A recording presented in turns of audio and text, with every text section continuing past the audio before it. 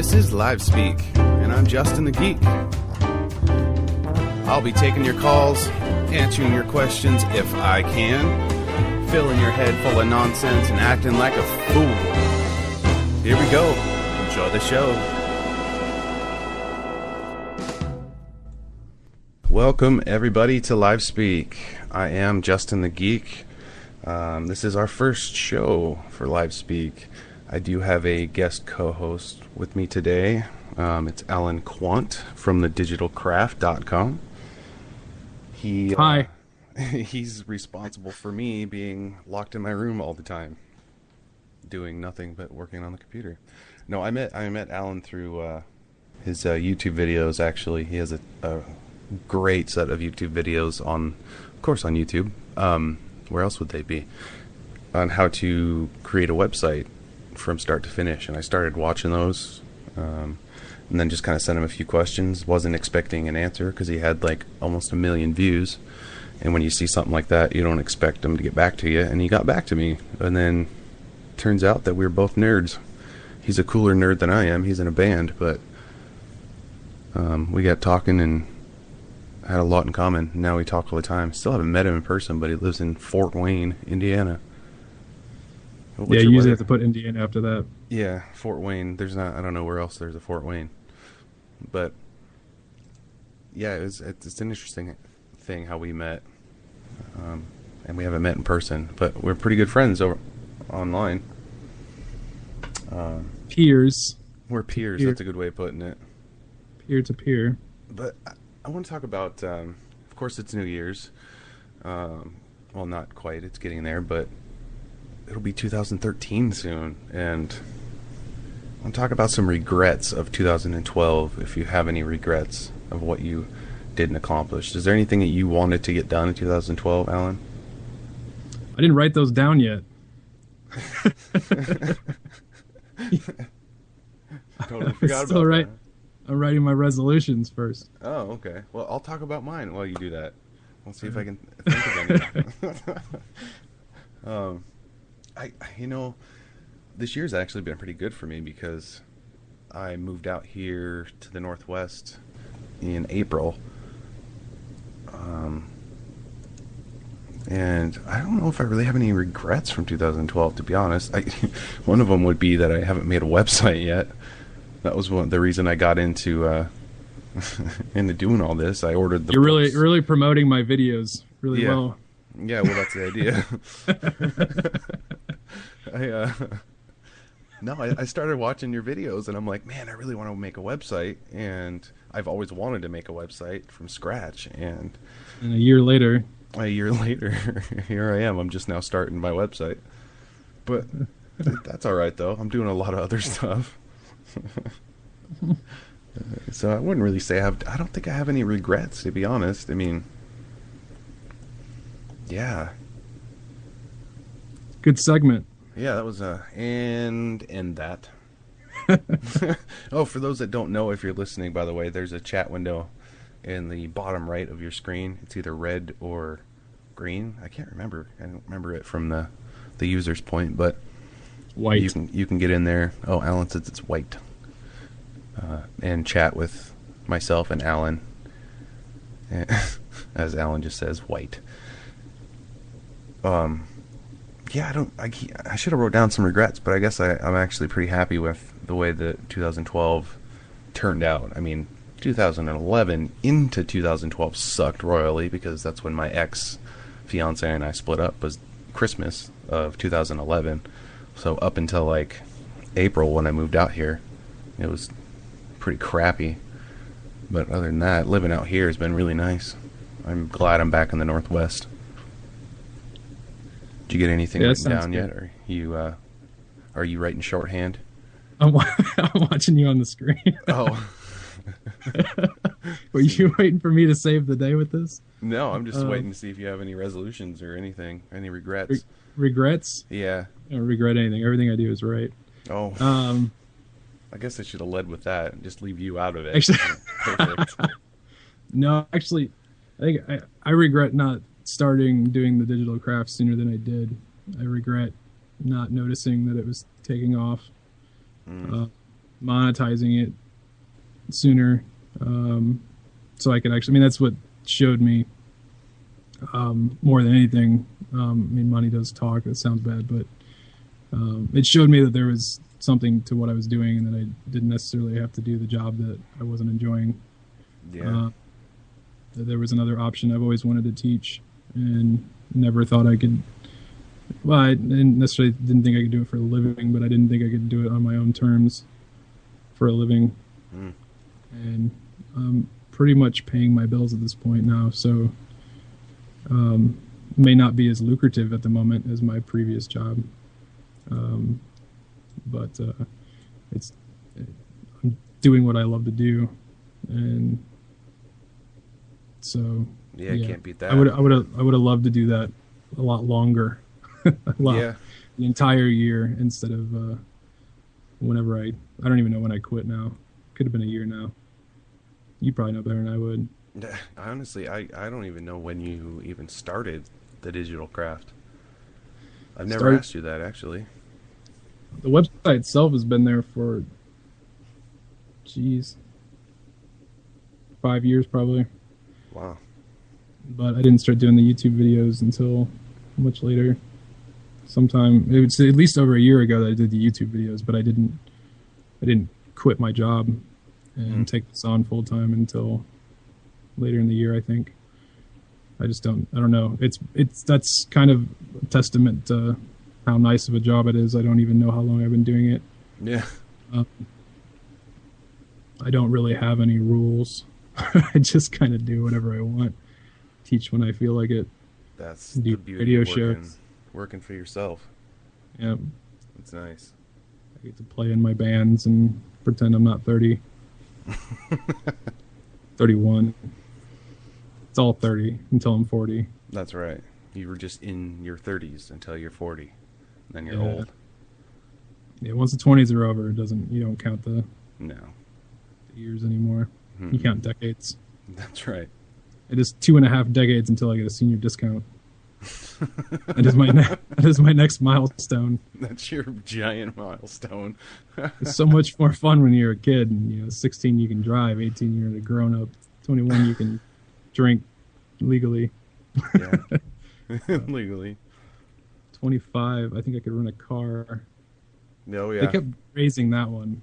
Yeah, that's different. In some places where it was 21, and then you had to be 25 at Enterprise, and It seemed like it kept raising every time I wanted to go rent a car. It was the next year up, and you had to have more like it.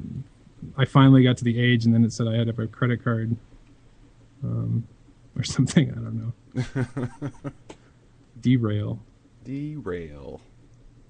Well, that's good though that you don't really regret anything either. I don't.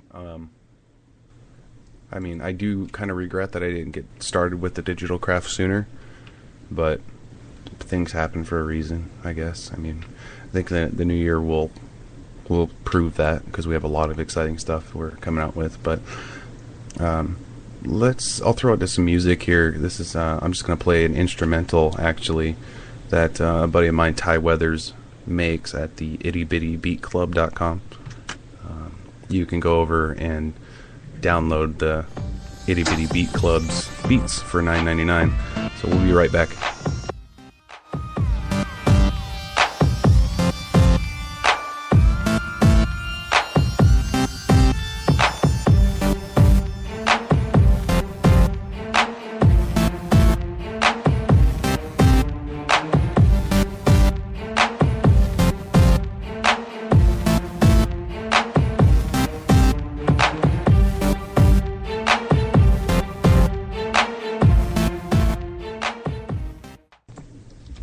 Welcome back, everybody. Before the break, we were talking about regrets of 2012. Not successfully, I might add. I guess we don't have many regrets. So let's talk about resolutions then. How's that sound? Do you have any resolutions for the new year, Alan Quandt? I wrote down 2. Yeah. And then I got distracted by your regrets. You overachiever.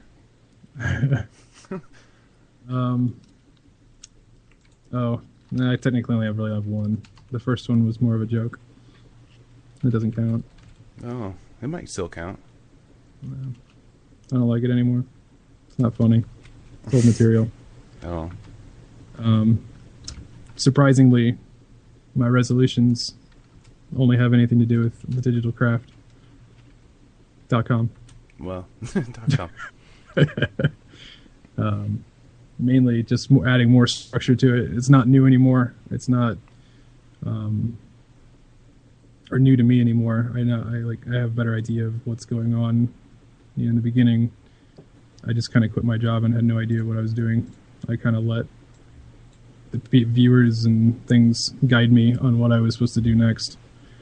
And I say it's not new anymore because it's not. I know what I needed to do. So adding more structure, more timely releases, more YouTube videos in general. So I kind of stopped doing that, and that's kind of the core of our audience. yeah. Which also then allows me to have more time with family and things like that. I can structure that better, which is a big benefit to doing this instead of what I was doing. I had absolutely zero time with the family. Oh, I bet. Many times staying up 2 or 3 days in a row, working on projects. Yeah, because you were a web developer, right? Before this. Yeah, lead developer. Yeah. On salary, so it didn't matter how long I worked. It was I still got paid the same, but I worked hard because I wanted things to get done. That was my job. But the plate was definitely way fuller than it needed to be, and didn't have enough programmers working for me. So there's a lot of, I guess this falls more into regret, but a lot of projects got mishandled due to the fact that we were understaffed. Oh. Going from being the lead developer to having to, for lack of better terms, being the grunt many times, and having to go from running the show to hopping in and figuring out what the programmer was doing. Ew.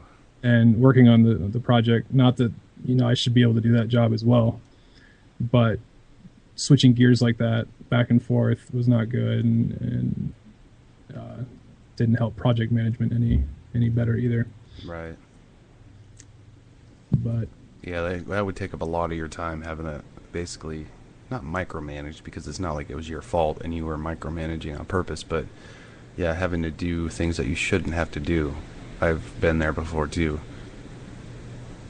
It's annoying. It takes up a lot of your time. The school districts I used to work for, we eventually put in place what we called super users at the school district, because there were some teachers that had some pretty good knowledge of computers and their systems and how to repair them. And so we basically would put them in charge of their school. So at the high school there would be a teacher that this other teachers could go to before coming to us. But before we had that, it was, we had to go and fix every single little problem, even if it was like they didn't know how to restart their computer. We had to go over to the school, restart it. And it does take up a lot of your time to do those little extra things that you shouldn't have to do. yeah, and it's not good when you have a family, and especially just in general when you're not necessarily getting noticed for it. You're just working nonstop and too long, and not getting any extra pay, or and nobody's happy when you're overworked, because you're probably not getting anything done on time, Right. or you're sacrificing one client to get the other one done, which is often what happened, and that's not good. Yeah, that's a good point. It's bad. Yeah, it's bad for business, and if you care about the client and the projects like I did, then it's just it definitely wears on you, knowing that you're dropping the ball, and you can't work more than 80 hours a week. You can't do any. There's no extra time Right. as much as you want there to be. It's not physically possible to get certain things done. That's no fun.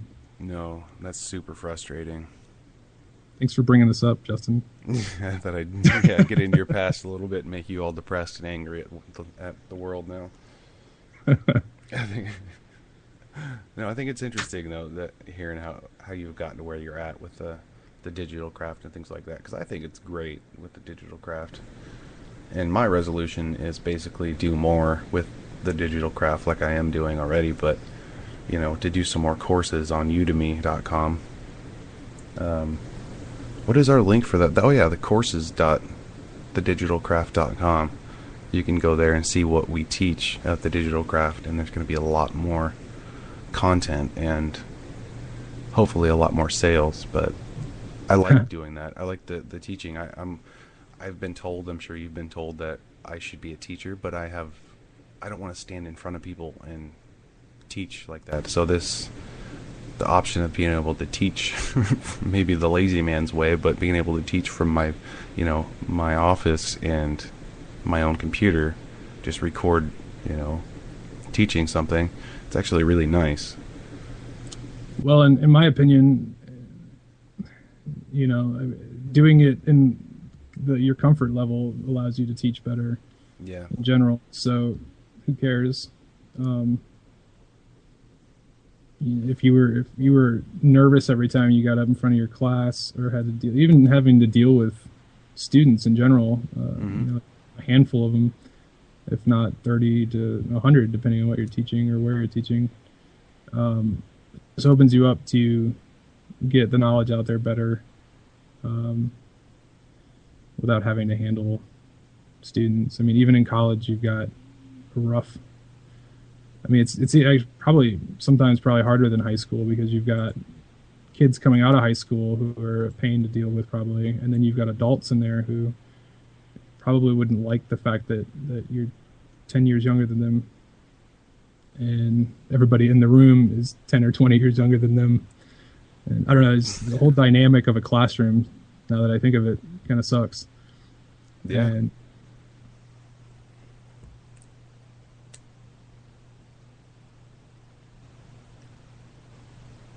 yeah, it's an interesting thing that you say that, because now that I think of it, the classroom, the whole classroom situation itself, doing the online courses, you can basically go to any class you want, watch it however long you want, and take breaks, blah blah blah. You're not confined to a classroom. But we can talk about that a little bit more. I'm gonna go to a little music break here. This is the band Major Parade, and a song called Medicine by my friend Ty Weathers, who produced it. So we'll be right back with Alan.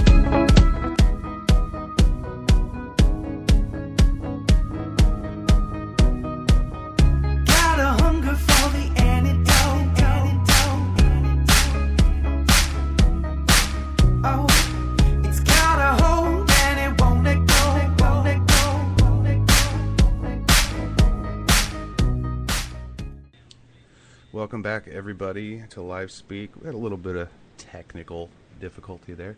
I lost Alan for a second, and that's never good when you lose a friend. That's bad. But I think I got him back now. You still there, Alan?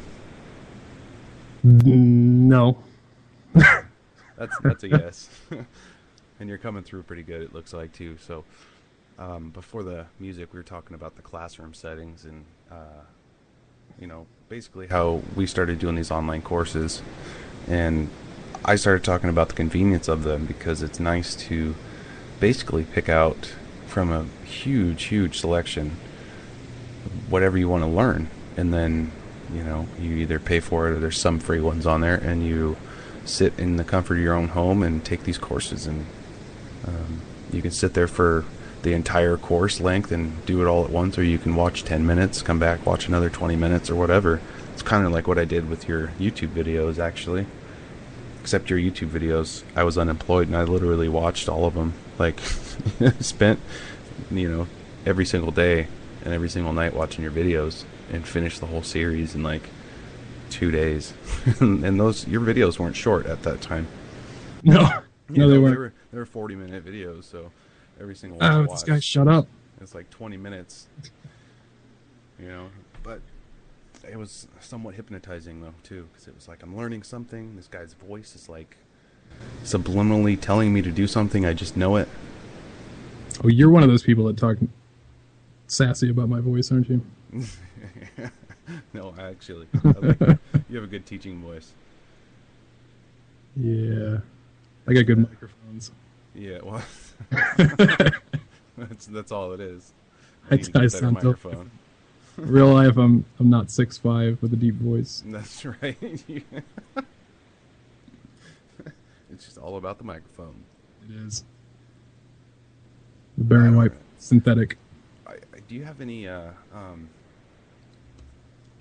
feedback on our experience with Udemy as an instructor? I mean, has it been pretty good for you? It seems it's been good for me. I mean, besides the fact I haven't gotten paid yet, but no one's bought my course. But no, I've had good feedback, and that's the interface is great. Yeah. And actually, I don't think I haven't really paid much attention to the free courses, which are just basically the videos I already had on YouTube, but those might have reviews I haven't actually checked. I'm used to checking that stuff on YouTube, not necessarily on Udemy. So I don't know what the feedback is on that, actually. But I've gotten good feedback on the paid course that I have up there. Now it's kind of a struggle with figuring out whether I want to do more paid courses or more YouTube courses. And I don't like money dictating it. Right. Sometimes it has to, and I want to try and keep that as minimal as possible. I do know at the moment, though, the more YouTube videos I do, the more money we'll make at the moment. But the more we plug the Udemy thing and more people get comfortable with that, you know, based on looking at the results from other users on there, we should be doing pretty well. But just like with my stuff, it takes patience. Yeah. That's why I didn't know how well things were going on the YouTube channel. I didn't necessarily forget about it, but I had a job I was doing and got really busy, and I saw that more and more people were subscribing, but I didn't ever take the time to divert my attention and see what was going on over there. And I started noticing 30 comments or so every time I'd log in. I'd have to check, so I'd stop. I stopped doing that because I was working. But that showed me, that something was going on. But That's just it so still took a good year, if not more, before it was pretty much like a I can't think of the right term now, but it's like a giant jump. As soon as YouTube picked me up and tossed me in the suggested videos column, the views skyrocketed. I don't remember how I figured that out, that they were doing that, but once they started promoting the videos themselves, without me having to, and I wasn't really even promoting them at all. People were just finding them on their own. Mm-hmm. But once I got tossed in that, you might look up how to make a website, and I don't show up at all. But when you click on one video from somebody else, then I show up on suggested, other videos to watch, and that just boom, within a month, the views were just going up at a rate that I couldn't even really fathom. And now, I look at it and 100,000 views, like 100,000 new views, doesn't even faze me because I don't really know what to even expect anymore. We crossed 1 million well sooner than I thought we would.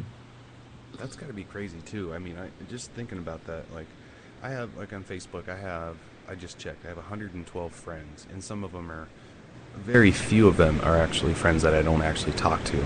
But thinking about having done something that has been viewed 1 million times is, oh my gosh, that would be so humbling to me, because you do something, you put all that time into, and you just probably thought, well, I'll just do this and maybe it'll help a few people, and 1 million views later, that's crazy.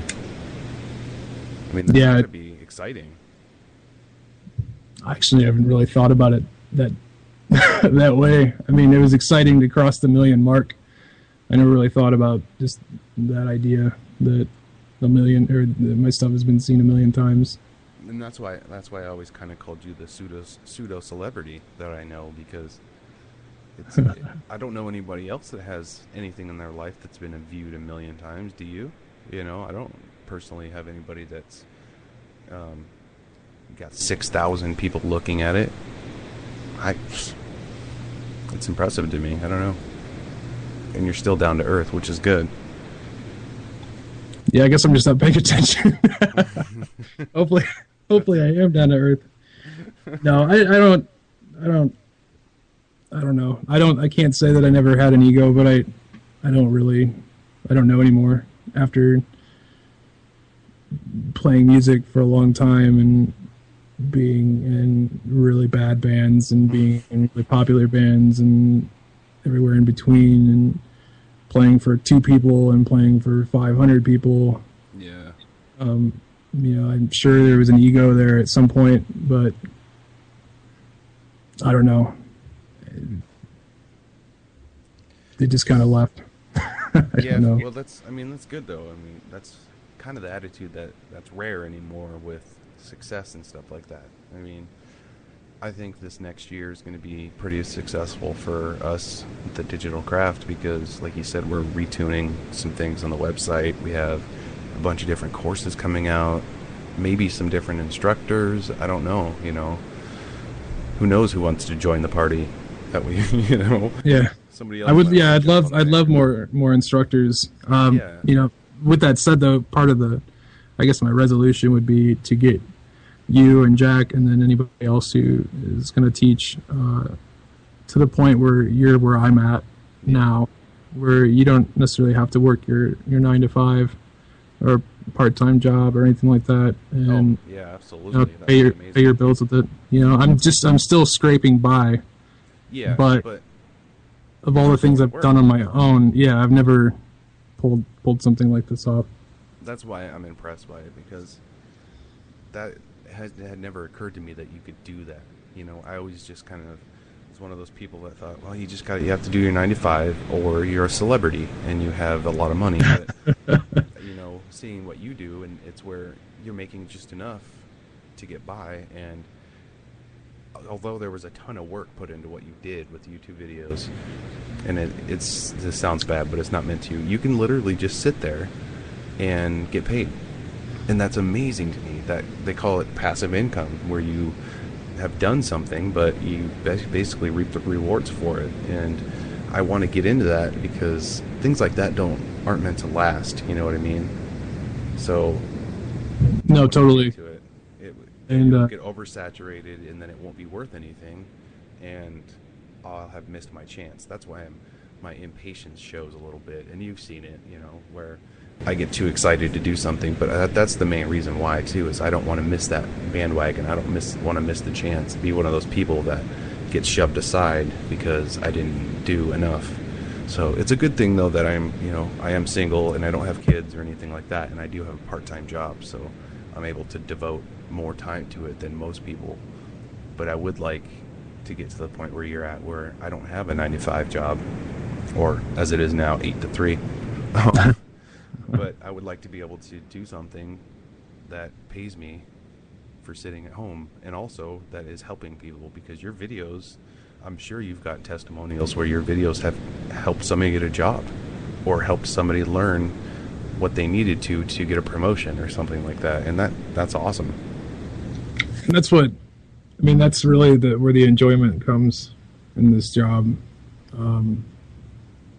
is seeing that something I did, I could have 10 views, and it would be just as exciting to me with the, if even 3 of those views of those people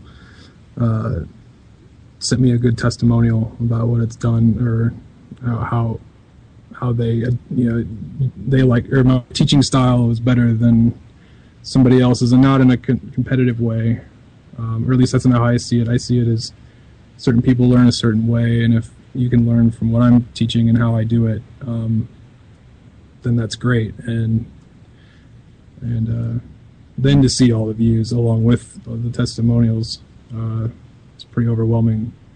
But Yeah. I just like that I found a way to help certain people, and me being someone who doesn't learn the conventional way myself. I'm definitely more of a visual learner. Oh yeah. Books, I've learned from books, but it's not my preferred method by any means. Even just reading tutorials online and stuff just puts me to sleep. But being able to see somebody actually, show me how to do it, it's hard to find. The only place you'd see that really is the internet, which is why I think what we're doing is cool. I mean, alongside the other people out there doing what we're doing. That's another. I mean, I don't really look at it as competition at this point. Yeah. You have to stay competitive in whatever you're doing, but really, I mean, unless there's another one teaching exactly the way we teach, then I don't know. I see us all kind of the competition in my mind is regular institutions, the public schools and the colleges and all that. That would be the competition in my eyes. Yeah, and it's not really a big competition because it seems like kids aren't learning in regular institutions anymore. It's not fast enough. No, it's not. The school system is definitely not caught up to the modern world. Mm-hmm. And it'll be interesting for me to see how my kids, which are getting deeper into school, 2 in 3rd grade and 1 in kindergarten, it should be interesting to see how things have changed for the better or the worse from when I was there. It helps that they actually go to the same elementary school that I went to, but I've already seen changes, some for the better and some for the worse. I've definitely noticed arts and stuff being pushed out. The school they go to, the art class wasn't going to have a classroom this year. Just got lucky and got one, and apparently I already know that next year they will not have a classroom. She'll be working out of a cart, which is what the music teacher is doing right now too. So there's actually no music class. The music teacher grabs a bunch of stuff from a closet, throws it on a cart, and runs to the class. What? And runs back to the closet and grabs more stuff for a different class. Yeah, it's really pathetic. My interest in music started at that school when our music teacher begged the high school nearby, to let him borrow one of every instrument pretty much. And in my 4th grade class, we had one of every instrument when we came into the music class, just sitting there for like 2 weeks. And we first got to go to whatever instrument we wanted to, and I went straight over to drums. And had I not had that experience to play on a snare drum, I don't think I'd ever had pursued being a drummer. Right. Or that. And it's sad to see that that's gone, at least from that school. I don't know how it is with the rest of the schools, but they're like a top level school. I don't know what we have like grading scales for schools now, which that didn't exist either. Oh. But now schools are graded, and sadly they're the higher they go, or the better grade they have, the less funding they get. The schools that aren't doing very well get more funding so they can do better, which, I mean, that makes sense, but at the same time, once a school is doing good, they drop their funding, which just pretty much is like a teeter-totter. They're just going to drop back down, and, this school, which is supposed to be like a, grade A school or a level 1 school or whatever the top is, that's what they are, yet they don't even have a music class. It's kind of sad. Which is sad because, arts and things are, most classes, math and science, it's all that logical stuff. And then you get your arts class to kind of switch your brain over, and open that creative part of your brain. And that's so important, especially in child development, is to have, a creative sense to be able to figure out problems. You can do everything logically and figure out your problems in math, or figure out, solutions in your science class or whatever. But if you don't have the creative ability to do that, then you're not going to do it. I've always hated hearing that schools are phasing out any kind of arts at all. And it's nice. That's why I like what we're doing with the Udemy classes, is because we are going to be able to teach people the things that are no longer in school, or were never offered in school. I was never offered web design in high school. I wish I would have been, but I wasn't, and I went into the Art Institute without knowing any knowledge of it.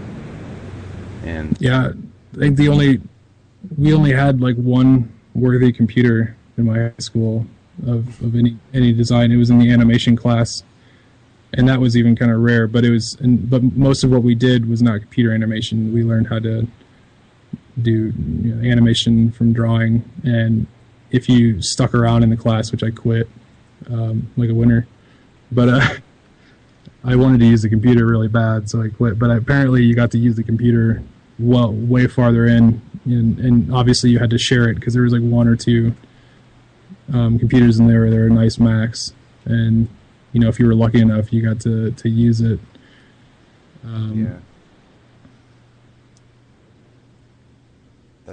that's how a lot of schools are, it seems, with their technology. And it doesn't have to be that way if they regulate it and don't spend so much money on stupid stuff. But yep. I have to say, sadly, that our show is almost over. We only have a minute left. I have a 45-minute time limit with my pro plan that I bought. But I do want to thank you for being on my first show on LiveSpeak with Justin the Geek. I'm sure there will be plenty more to come. Gracias. Make sure and head over to thedigitalcraft.com, courses.thedigitalcraft.com if you want to learn a few things. Great courses on there. ittybittybeatclub.com if you want to download your own beats and make some music. I do. I don't know. It's probably not good music, but it's fun to do.